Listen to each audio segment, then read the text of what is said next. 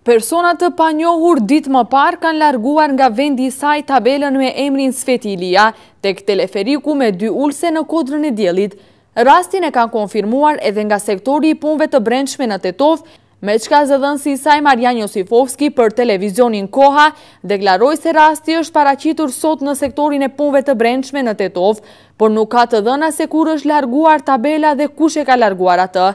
Rastin e ka lajmëruar një përfaqësues i kompanisë Elem.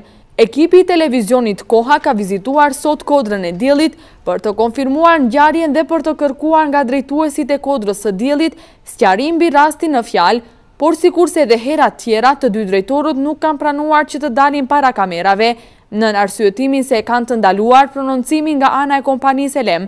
Edhe pse largimi i kësaj tabele është bërë në mënyrë të paligjshme, megjithatë kreu i shoqatës për bashkëjetesë Gjatë Dorën e ka përshëndetur një akt të tillë. Që sot verifikuam edhe atë se me të vërtet janë larguar këto tabelat kontestuese, të cilët ne kontestuam para organeve të pushtetit lokal.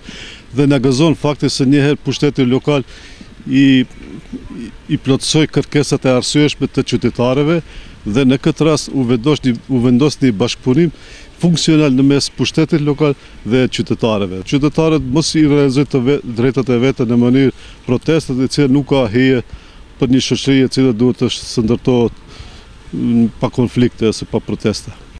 Nga sektori i punëve të brendshme në Tetov kanë paralajmëruar më shumë detaje për ditët në vijim, gjithsesi pasi bëhet hetimi i tërësishëm.